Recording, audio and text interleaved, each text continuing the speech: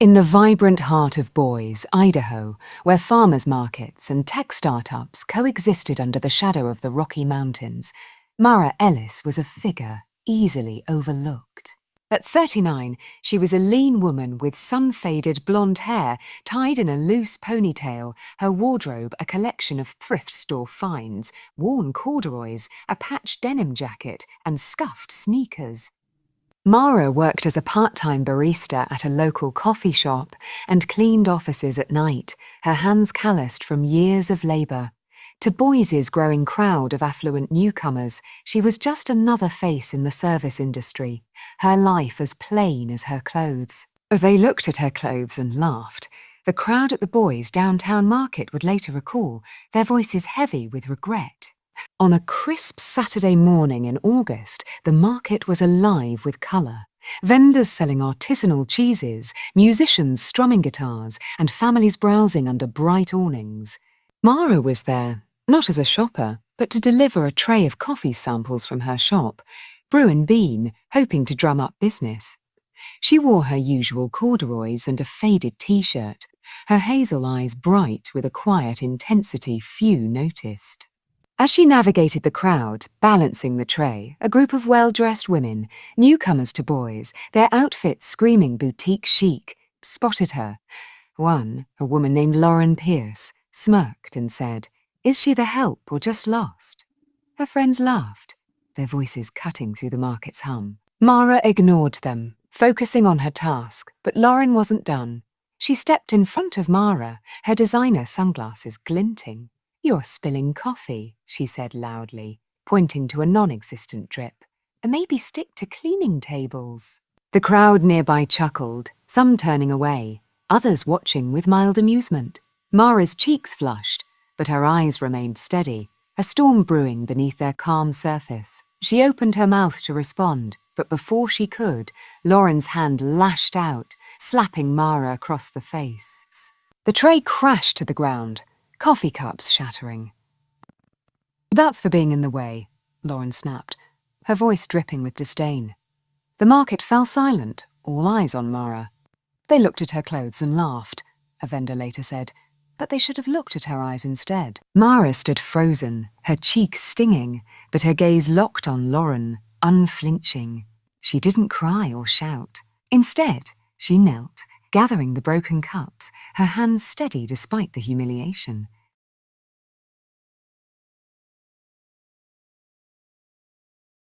Before anyone could react, a man pushed through the crowd. Ethan Caldwell, the market's organizer and a local philanthropist known for his community projects, had seen everything. His face was a mask of shock as he approached Mara, his eyes meeting hers.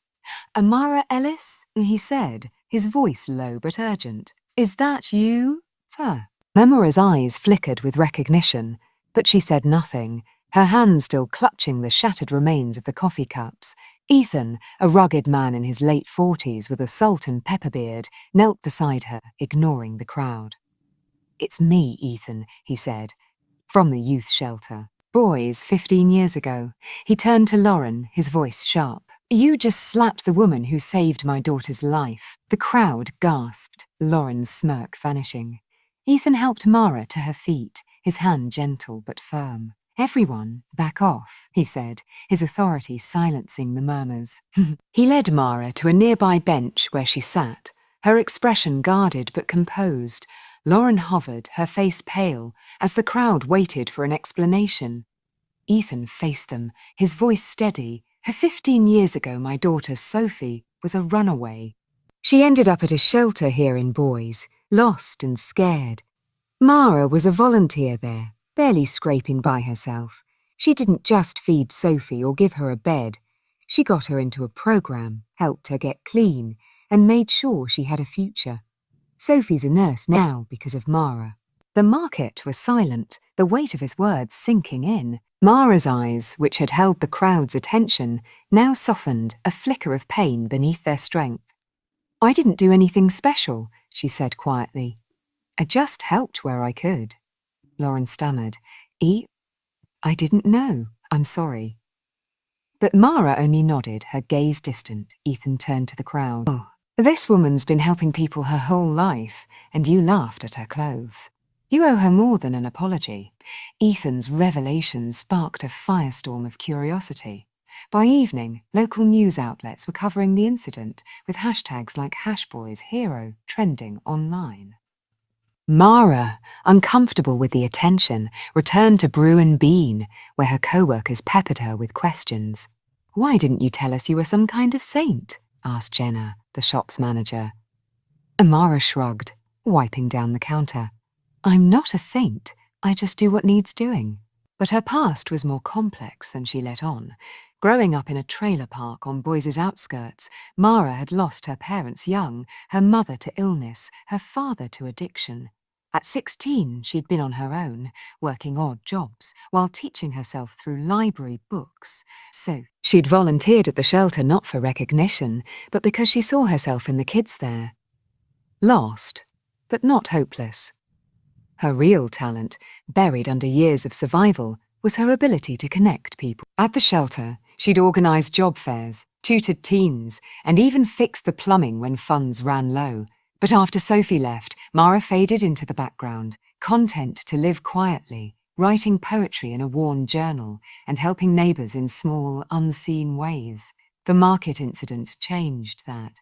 Ethan, now a prominent figure in Boise's non-profit scene, invited Mara to speak at a community fundraiser for the shelter, now called Sophie's Place in honour of his daughter. "People need to hear your story," he said, "and not just what you did for Sophie, but who you are." Mara hesitated, her eyes wary. She. "I'm not a speaker, Ethan. You're not just anything," he cut in. "You're Mara Ellis. And it's time people saw you." The fundraiser was held at Boise's community centre, packed with locals, vendors, and even Lauren, who'd come to make amends. Mara took the stage in her corduroys, her journal in hand. The crowd, expecting a polished speech, leaned in as she spoke simply. "They looked at my clothes and laughed," she said, her hazel eyes sweeping the room. "They should have looked at my eyes instead. I've spent my life helping where I can, fixing things, teaching kids, listening. Not for praise, but because it's right." She read a poem about Boise's streets, its people, its struggles, her words raw and powerful. Then she shared Sophie's story, not as a hero, but as someone who saw a girl in pain enacted. "We all have that power," she said, "to see someone, to help them stand." The room was silent, then erupted in applause. Lauren approached afterward, tears in her eyes. "Well, I judged you, and I'm so sorry." Others followed, sharing stories of Mara's quiet kindness, fixing a neighbour's car, tutoring a struggling student, leaving groceries for a single mom. The fundraiser sparked a movement. Ethan and Mara expanded Sophie's Place, adding job training and mentorship programs based on Mara's ideas. Her poetry, published online, inspired donations, and the centre became a model for community support. Mara kept her barista job, her life simple, but she took on a leadership role, training volunteers with the same quiet strength she'd always had.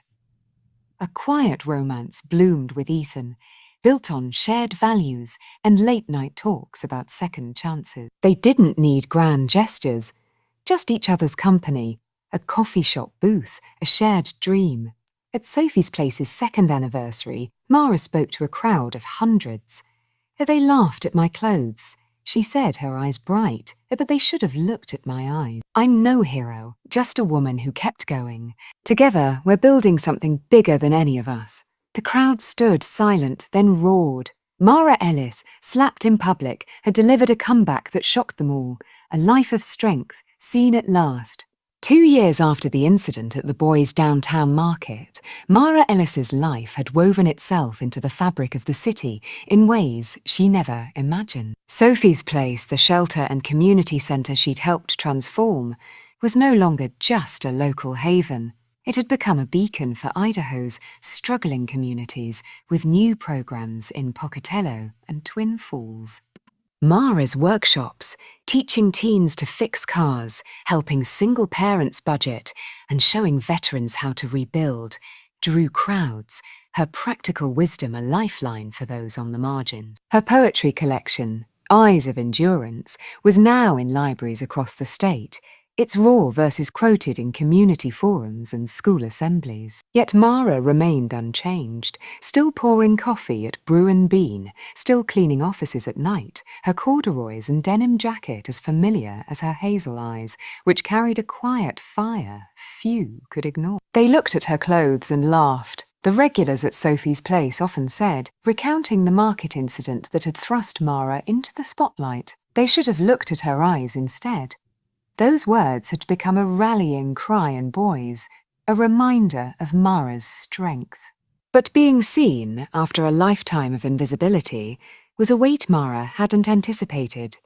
One chilly September morning, as Mara taught a group of teens how to repair a bicycle chain at Sophie's Place, a visitor arrived. Clara Monroe, a program director from a national non-profit based in Seattle, had heard of Mara's work and wanted to partner with Sophie's Place to create a network of community centres across the Northwest. "Your model is revolutionary," Clara said, her enthusiasm filling the workshop room. "You empower people with skills, not just handouts. We want you to speak at our conference in Portland, share your story, inspire others." Mara set down her wrench, her eyes wary. "I'm not much for speeches," she said, brushing grease from her hands. "I do this for the people here, not for applause."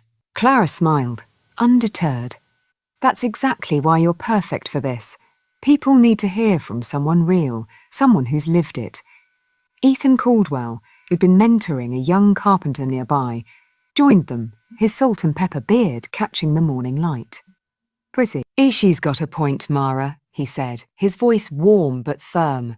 "You've already changed, boys. You could change more lives if you step up."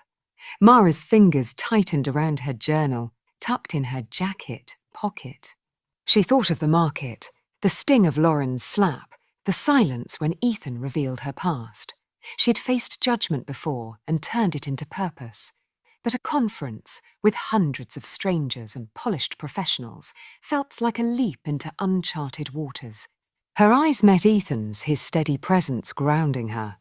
"I'll think about it," she said finally. "But I'm not promising anything fancy." That evening, in the cosy apartment above Brew and Bean, Mara and Ethan sat over a pot of tea, their ritual for tough decisions. Their relationship, a quiet partnership of shared dreams, had grown stronger, rooted in late-night talks and mutual respect.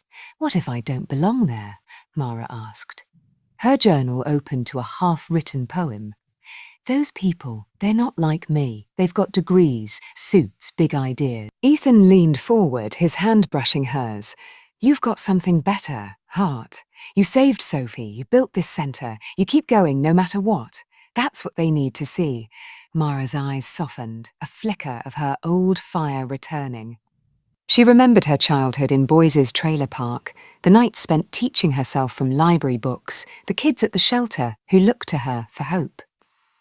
"Okay," she said, her voice steady.